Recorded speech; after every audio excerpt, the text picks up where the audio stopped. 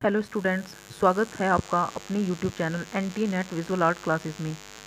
Students, इस channel पर मैं आपको TGT PGT विजुअल आर्ट से संबंधित जो भी मुझे मैटर मिलता है मैं आपको यहाँ पर प्रिपरेशन करा रही हूँ। आज मैं आपके लिए एक नया प्रैक्टिस सेट लेकर आई हूँ जिसमें काफ़ी इम्पोर्टेंट क्वेश्चन हैं और मैंने पहले ही इसको मार्क भी कर लिया है, क्योंकि ऐसे इस तरीके से मार्क करके पढ़ाने में काफ़ी ज़्यादा आसानी होती है। आप इजीली इसको एकदम से आंसर पर आपकी आइज़ जाती हैं और आप अच्छे से इसको समझ पाते हैं। स्टूडेंट्स, अगर आप चैनल पर नए हैं तो चैनल को सब्सक्राइब जरूर कर लें, जिससे आने वाले टाइम में जो भी मैं वीडियो अपलोड करूँगी, जो भी क्लासेस मैं कराऊँगी, तो वो आपको टाइम टू टाइम मिल सके। और बेल आइकन का नोटिफिकेशन भी ऑन कर लीजिएगा। तो चलिए स्टार्ट करते हैं पहले क्वेश्चन से। शाहजहां के शासनकाल में निर्मित इमारतों में प्रसिद्ध मयूर सिंहासन किस में था? तो यह जो इमारतों में पूछा गया है कि शाहजहां के शासनकाल में निर्मित इमारतों में ये कहाँ पर रखा गया था, तो ये था दीवानी आम में। दीवानी आम में ये रखा गया था मयूर सिंहासन। अगला प्रश्न देखते हैं। परवर्ती काल के भगवान नटराज की याद दिलाने वाली एक नंगी पुरुष मूर्ति यानी कि न्यूड जो मेल स्कल्पचर है, जो धूसर पत्थर की बनी है एवं जिसके कंधे ऐंठे हुए हैं और एक पैर उठा हुआ है, का प्राप्ति स्थल क्या है? यानी कि ये जो मूर्ति बताई गई है ये कहाँ पर पाई गई है? तो ये लोथल से हमें पाई गई है। अगला प्रश्न देखते हैं। निम्नलिखित में से किस हड़प्पाई स्थल में पुरातत्वविदों को 4 उत्कृष्ट कांस्य मूर्तियां प्राप्त हुई हैं? तो ये हुई हैं देमाबाद से। नेक्स्ट क्वेश्चन देखते हैं। हड़प्पा सभ्यता में एक को छोड़कर शेष सभी नगरों के घरों में पार्श्व प्रवेश द्वार था। पार्श्व प्रवेश द्वार था। उस विशेष नगर का नाम बताइए जहां घरों के प्रवेश द्वार मुख्य सड़क पर थे या मुख्य सड़क की ओर थे। तो ये था लोथल। अगला प्रश्न देखते हैं। अमरावती कला शैली के बारे में कौन कौन से कथन सत्य हैं? अमरावती एक कला शैली है, इसके बारे में हमें सही कथन देखने हैं। तो यहाँ देख लेते हैं। यह कृष्णा नदी के निचली घाटी क्षेत्रों और गोदावरी घाटी में परवर्ती सातवाहनों के शासनकाल में फली फूली, जो कि बिल्कुल सही है। दूसरा देखिए, इस शैली की मूर्तियों में अत्यधिक जीवंतता और सत्वरता दिखाई देती है तथा इन मूर्तियों के शरीर पतले और टांगे लंबी बनाई गई हैं। ये भी सही है, सेकंड ऑप्शन। और थर्ड देखिए, इस शैली के अंतर्गत धार्मिक मूर्तियों के साथ साथ गैर धार्मिक धर्म निरपेक्ष किस्म की मूर्तियां भी बनाई गई। ये भी सही आंसर है अमरावती कला शैली का। और फोर्थ देखते हैं। इसमें परवर्ती दक्षिण भारतीय मूर्तिकला पर, विशेषकर पल्लवों की मूर्तिकला पर गहरा प्रभाव डाला। तो ये सभी जो ऑप्शन दिए गए हैं वो सभी सही हो जाएंगे। यहाँ ऑप्शन में दिया भी गया है, ये सभी ऑप्शन सही हैं। नेक्स्ट देखते हैं। 6 क्वेश्चन है हमारा। निम्नलिखित में से कौन सा मंदिर नागर शैली से खजुराहो में बनाया गया है? तो महादेव मंदिर कंदरिया, देवी जगदम्बा मंदिर, दुलदेव मंदिर और नीलकंठेश्वर मंदिर, ये सभी के सभी जो है नागर शैली में बनवाए गए हैं, जो खजुराहो में बने हुए हैं। अगला प्रश्न देखते हैं। बौद्ध स्थापत्य कला के अनुपम नमूने चैत्य। चैत्य किसे बोला जाता है? चैत्य जो होता है वो पूजा करने का एक स्थान होता है, उसको ही चैत्य बोला जाता है। के संदर्भ में कौन सा कथन असत्य है? तो यहाँ पर देख लेते हैं। 4 ऑप्शन दिए गए हैं। चैत्य के निर्माण में केवल सफ़ेद संगमरमर के पत्थर का प्रयोग होता है।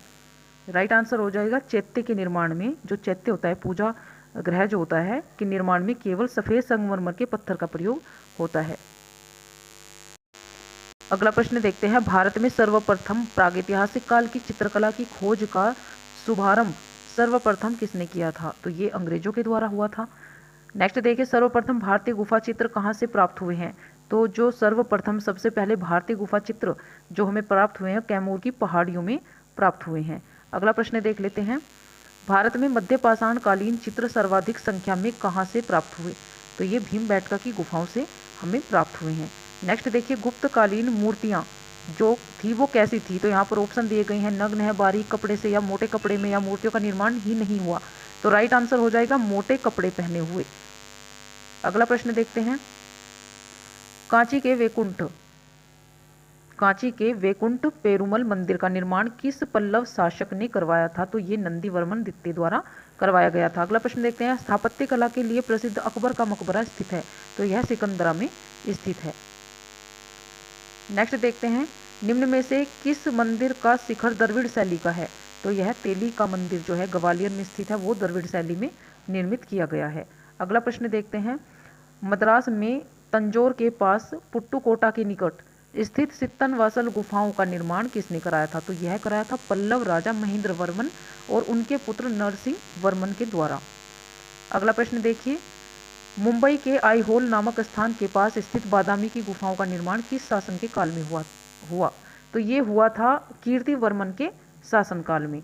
अगला प्रश्न देख लेते हैं, 17 बाबर द्वारा निर्मित काबुली बाग कहाँ पर स्थित है? तो यह पानीपत में स्थित है। अगला प्रश्न देखते हैं, इब्राहिम लोदी द्वारा निर्मित सिकंदर लोदी का मकबरा कहाँ पर स्थित है? तो यह दिल्ली में स्थित है। नेक्स्ट क्वेश्चन है, मौर्य काल से पूर्व की कला का इतिहास भाषा की दृष्टि से एक सौदे पृष्ठ और पुरातत्व की दृष्टि से एक खाली अलमारी की भांति है। यह कथन जो था वो किसका है? तो यह कथन जो है वो गोखले का है। नेक्स्ट क्वेश्चन देखिए, सांची का स्तूप किस प्रदेश में है? तो यह मध्य प्रदेश में स्थित है। पल्लव काल के मंदिरों की किस विदेशी लेखक ने प्रशंसा की है?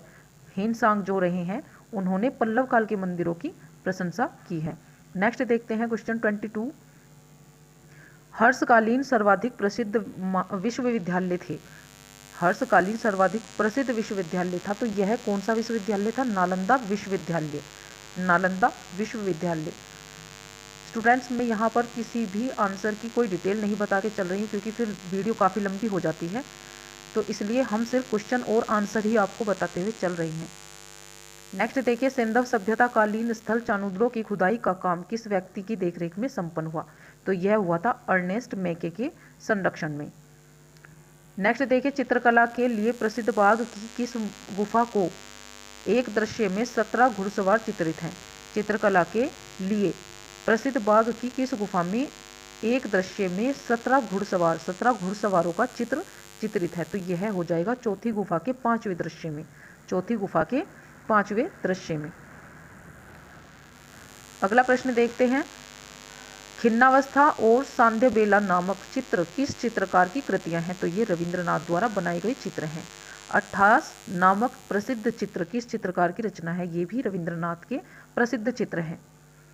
अगला प्रश्न देखते हैं, प्रत्येक प्रकार की कलात्मक प्रक्रिया का लक्ष्य होता है? प्रत्येक प्रकार की कलात्मक प्रक्रिया का लक्ष्य होता है, तो राइट आंसर हो जाएगा सौंदर्य की अभिव्यक्ति। सौंदर्य की अभिव्यक्ति। नेक्स्ट क्वेश्चन देखिए, स्थापत्य का अत्यंत प्राचीन स्वरूप किस काल का माना जाता है? तो यह सिंधु सभ्यता का माना जाता है। स्थापत्य कला का जो प्राचीन स्वरूप है वो सिंधु सभ्यता मानी जाती है। नेक्स्ट प्रश्न देखते हैं, 29 सर्वाधिक प्राचीन स्तूप कहाँ पर स्थित है? तो यह पिग्रहवा में स्थित है। अगला प्रश्न देखते हैं, सांची के स्तूप का निर्माता? सांची के स्तूप का निर्माता सम्राट अशोक हैं। नेक्स्ट देखिए, अमरावती का स्तूप कहाँ पर स्थित है? अमरावती का जो स्तूप है वो आंध्र प्रदेश में स्थित है। चैत्य किसे कहा जाता है? चैत्य किसे कहा जाता है? तो देखिए, चैत्य जो होता है वो बौद्ध जहाँ पर पूजा करते हैं, अर्चना करते हैं, मैंने बताया भी है आपको, तो बौद्ध जहाँ पूजा और आराधना करते हैं, साधना करते हैं, उसे कहा जाता है चैत्य। नेक्स्ट देखिए, विहार किस प्रयोजन के लिए बनाए जाते हैं? विहार जो है वो किस प्रयोजन के लिए बनाए जाते हैं? तो बौद्ध संघों के निवास के लिए, यानी कि जो विहार होता है वो रहने के स्थान को कहा जाता है। नेक्स्ट देखिए, 34 क्वेश्चन है, मूल गंधकुटी विहार कहाँ पर स्थित है? तो यह सारनाथ में स्थित है। भारत सरकार का राजकीय चिन्ह कौन सा स्तंभ है? सारनाथ। अशोक के समय में बने स्तंभों की मुख्य वास्तु विशेषता थी? तो यह थी स्तंभों पर कांचवत चमकता पॉलिश होता था। चमकदार जो पॉलिश होती थी वह इन स्तंभों की विशेषता होती थी।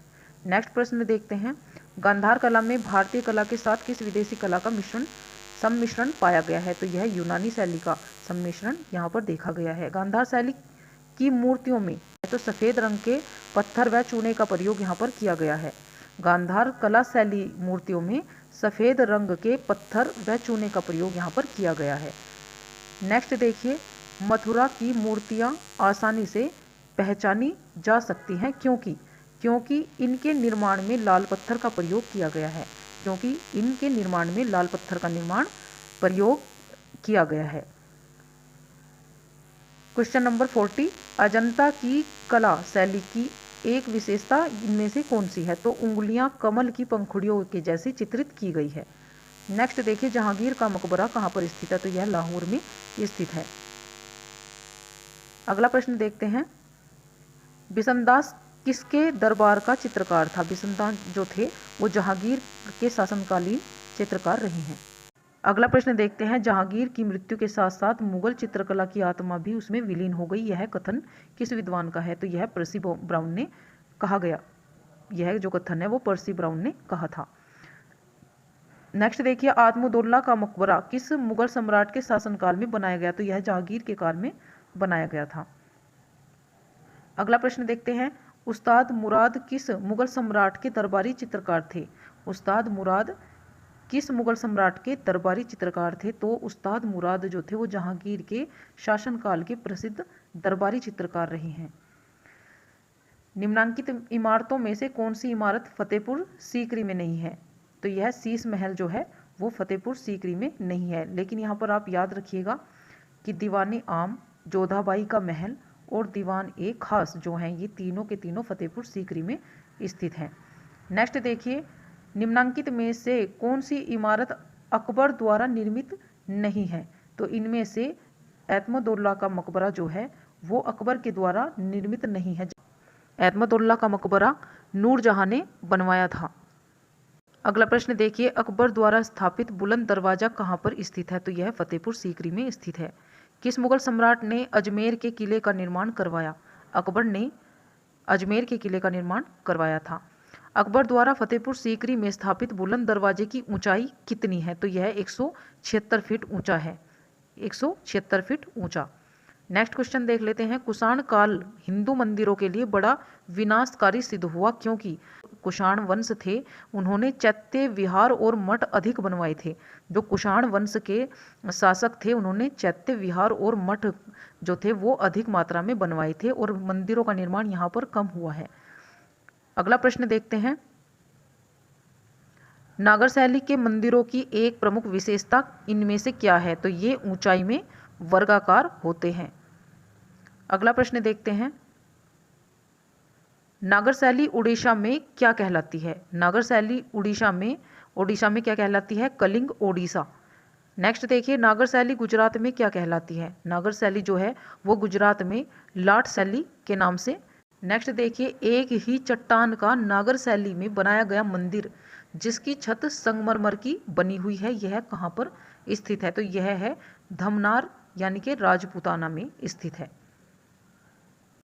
अगला प्रश्न देखते हैं, बेसर शैली के सर्वाधिक मंदिर कहाँ पाए जाते हैं? तो ये मैसूर में सर्वाधिक पाए जाते हैं। अगला प्रश्न देखिए, मुगल स्थापत्य शैली का उद्भव और विकास कहाँ हुआ था? तो मुगल स्थापत्य कला शैली का उद्भव और विकास ईरानी और हिंदू स्थापत्य शैली के दोनों शैलियों के मिश्रण या समन्वय का ही परिणाम था। नेक्स्ट देखिए, चित्रकला की अपभ्रंश शैली किससे संबंधित है? तो यह जैन धर्म से संबंधित कला शैली है। निम्नांकित इमारतों में से कौन सी इमारत मुगल सम्राट अकबर द्वारा निर्मित नहीं है? तो यह ताजमहल जो है वो अकबर ने नहीं, शाहजहां ने बनवाया। अगला प्रश्न देखते हैं, राबिया का मकबरा किस मुगल सम्राट द्वारा बनवाया गया था? राबिया का मकबरा औरंगजेब द्वारा बनाया गया था। अगला प्रश्न देखते हैं, अब्दुल सम्मद किस मुगल सम्राट का दरबारी चित्रकार था? अब्दुल सम्मद जो थे वो अकबर के दरबारी चित्रकार थे। अगला प्रश्न देखते हैं, हुमायूं की पत्नी हाजी बेगम द्वारा हुमायूं का मकबरा कहाँ पर बनवाया गया? तो यह बनवाया गया था दिल्ली में। नेक्स्ट देखिए, अकबर कालीन कला शैली समन्वय युग तथा परिस्थितियों की उपज थी, यह कथन किस विद्वान का है? तो यह पर्सी ब्राउन का कथन है। नेक्स्ट देखिए, दसवंत और बसावन किस मुगल सम्राट के दरबारी चित्रकार थे? तो ये अकबर के दरबारी चित्रकार रहे हैं। अगला प्रश्न देखते हैं, आगरा में स्थित ताजमहल किस मुगल सम्राट ने निर्मित करवाया था? तो आगरा में जो स्थित ताजमहल है वो शाहजहां के द्वारा निर्मित कराया गया था। नेक्स्ट देखिए, उसकी धर्मांधता, रूढ़िवादिता तथा दोषपूर्ण शासन नीति ने चित्रकला का मृत्युनाद बजा दिया। औरंगजेब के संदर्भ में यह कथन किसका रहा है? तो यह गैरेट नामक एक विद्वान है, उन्होंने यह कथन कहा है। अगला प्रश्न देखते हैं, निम्नांकित इमारतों में से कौन सी इमारत कुतुबुद्दीन ऐबक के शासनकाल की नहीं है? तो इनमें से सुल्तानगढ़ी जो है वो कुतुबुद्दीन ऐबक के शासनकाल की इमारत नहीं है। नेक्स्ट देखिए 68 क्वेश्चन, निम्नांकित इमारतों में से कौन सी इमारत इल्तुतमिश के शासन की नहीं है? तो यहाँ पर राइट आंसर हो जाएगा जामत खां मस्जिद।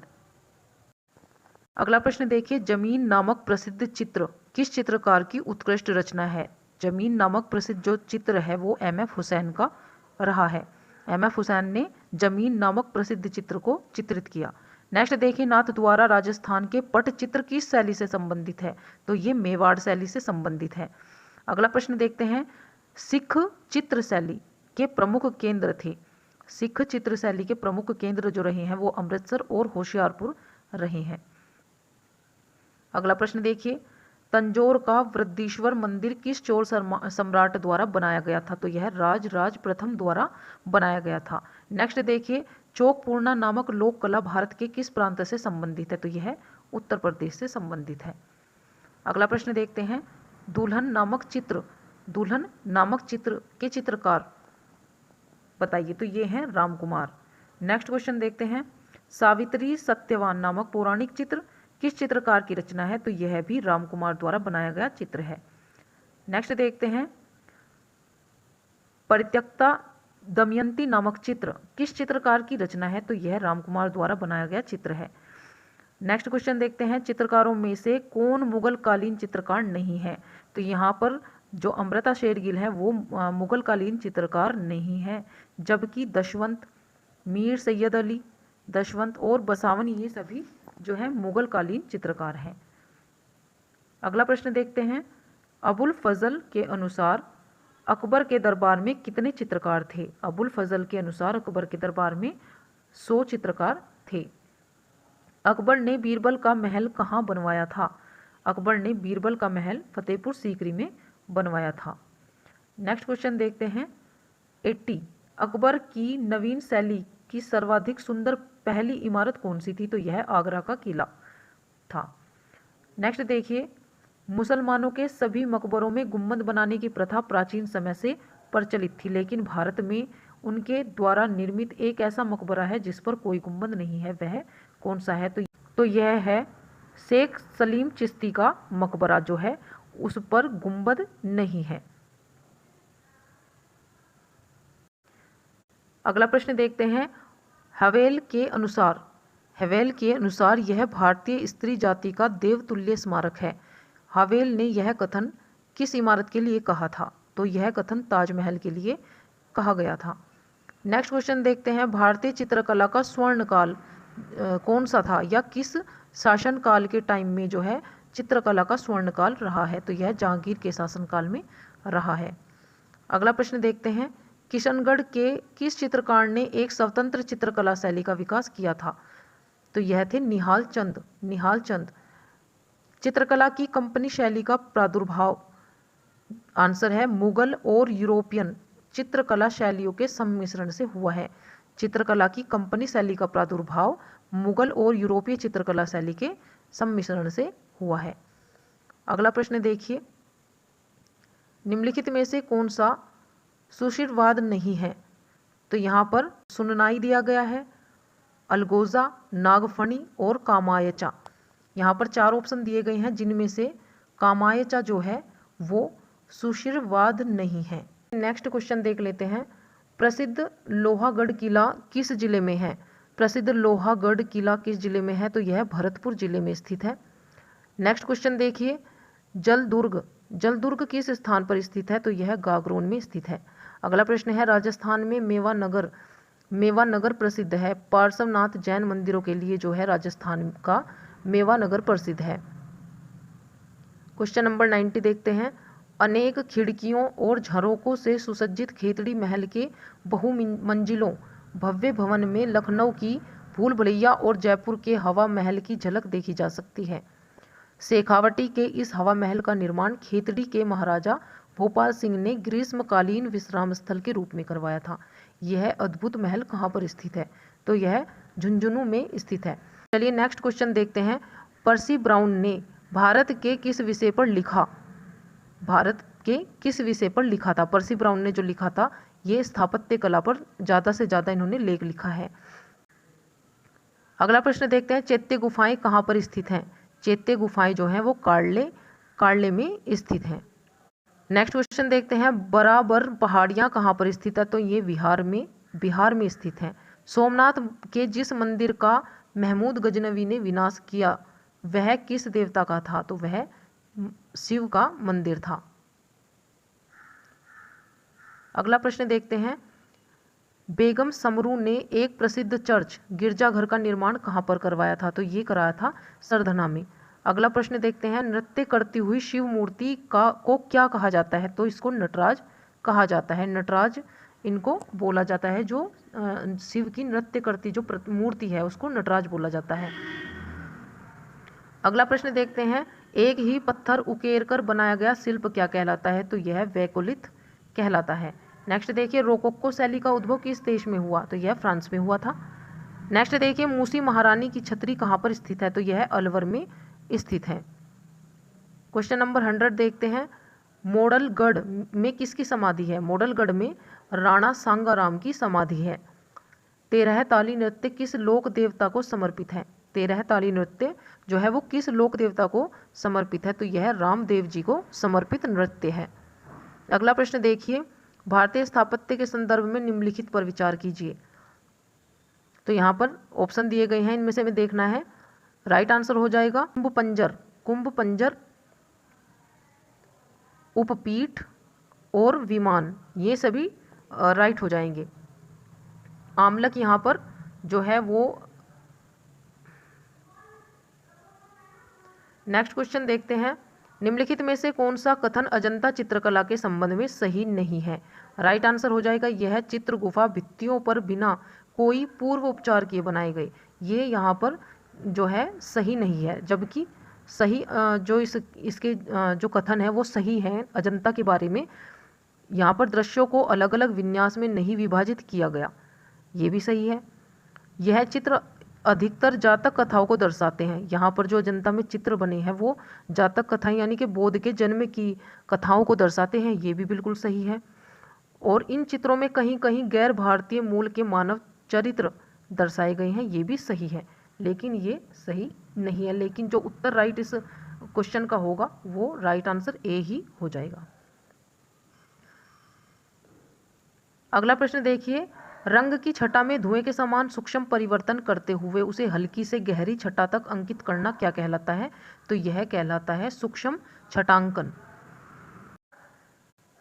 नेक्स्ट देखिए। प्रसिद्ध राजस्थानी गैर नृत्य में भाग लेते हैं केवल पुरुष जो हैं वो राजस्थानी गैर नृत्य में भाग लेते हैं।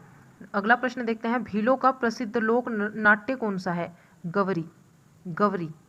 गोपी जी भट्ट राजस्थान की किस लोक नृत्य शैली के कलाकार हैं? तो ये तमाशा लोक नृत्य शैली के कलाकार हैं।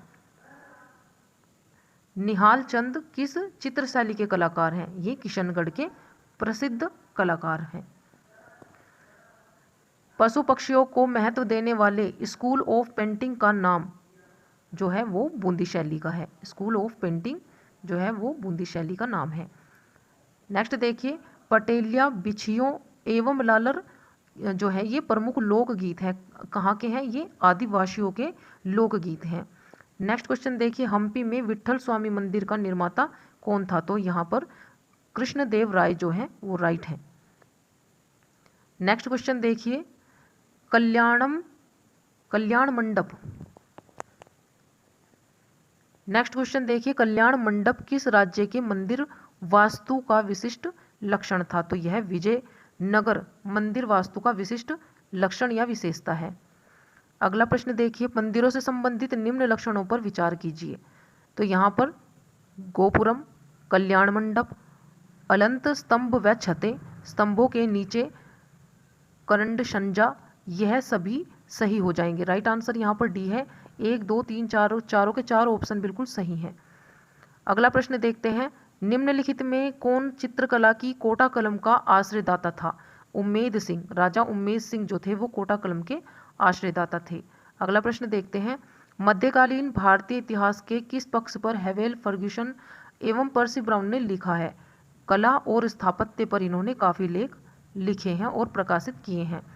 नेक्स्ट देखिए, निम्नलिखित चित्रकारों में से किसने आत्महत्या की थी? तो यहाँ पर दसवंत ठीक हो जाएगा, जिन्होंने, दसवंत राइट आंसर है, जिन्होंने कटार से अपनी हत्या कर ली थी, आत्महत्या इन्होंने कर ली थी। नेक्स्ट क्वेश्चन देखिए, निम्नलिखित में से किसने वरदाम्बिका परिणय की रचना की थी? तिरुमलम्बा देवी जो है, तिरुमलम्बा देवी जो है, उन्होंने वरदाम्बिका परिणय की रचना की थी। नेक्स्ट क्वेश्चन देखिए, किताब ए नवरस में उपलब्ध कविताएं जो विभिन्न रागों में गायन हेतु थी, किसके द्वारा रची गई? तो ये इब्राहिम आदिल शाह द्वितीय के द्वारा रचित है। अगला प्रश्न देखते हैं, अमीर खुसरो ने नुह सिफिर की रचना की थी भारत की प्रशंसा में। भारत की प्रशंसा में अमीर खुसरो ने नुह सिफिर की रचना की थी। अगला प्रश्न देखते हैं, भारत के सच्चे गुंबद वाला प्राचीनतम अवशिष्ट स्थापत्य या इमारत इनमें से कौन सा है? तो यहाँ पर अलाई दरवाजा जो है वो प्राचीनतम अवशिष्ट स्थापत्य इमारत है। अगला प्रश्न देखते हैं, तुर्क अपने साथ लाए वाद्य यंत्र जो थे वो कौन कौन से थे? जो तुर्क अपने साथ वाद्य यंत्र लाए थे वो रवाब और सारंगी, ये थे रवाब और सारंगी। अगला प्रश्न देखते हैं, निम्नलिखित भवनों को काल कर्मानुसार सुव्यवस्थित कीजिए। तो यहाँ पर ऑप्शन दिए गए हैं, 2.5 दिन का झोपड़ा, कुतुब मीनार, अलाई दरवाजा, लाल किला। तो यहाँ पर बिल्कुल सीरियल वाइज ही दिए गए हैं, पहले 2.5 दिन का झोपड़ा आ जाएगा यानी कि ए, फिर बी यानी कि कुतुब मीनार, फिर सी अलाई दरवाजा और उसके बाद आएगा डी यानी कि लाल किला, जो है ए बी सी डी इसका राइट आंसर हो जाएगा। नेक्स्ट देखिए, प्रसिद्ध चित्रकृति ढोला मारू की शैली क्या है? तो ये जोधपुर शैली का प्रसिद्ध चित्र है। नेक्स्ट क्वेश्चन देखिए, राजपूतों के नगरों और प्रासादों का निर्माण पहाड़ियों में हुआ क्योंकि वहां शत्रुओं के विरुद्ध सुरक्षा के साधन थे, क्योंकि वहां शत्रुओं के विरुद्ध सुरक्षा के साधन थे। नेक्स्ट और लास्ट क्वेश्चन देखिए इस टेस्ट सीरीज का, इस प्रैक्टिस सेट का, सबसे पुराने चित्र किस गुफा में हैं? सबसे पुराने चित्र जो हैं वो अजंता गुफा में पाए गए हैं। तो स्टूडेंट्स, आज हमने 125 क्वेश्चंस कवर किए हैं इस क्लास में। आई होप आपको ये सभी क्वेश्चन काफ़ी हेल्पफुल लगे होंगे। अगर आपको वीडियो अच्छी लगी हो तो वीडियो को लाइक करें। चैनल अगर अभी तक आपने सब्सक्राइब नहीं किया है तो चैनल को सब्सक्राइब जरूर कर लें और बेल आइकन का नोटिफिकेशन भी ऑन कर लें। और आपको कुछ भी क्वेश्चन करना है या कुछ भी पूछना है तो आप मुझे कमेंट भी कर सकते हैं। स्टूडेंट्स, इस चैनल को अपने फ्रेंड्स के साथ ज़्यादा से ज़्यादा शेयर भी जरूर करें। Thank you.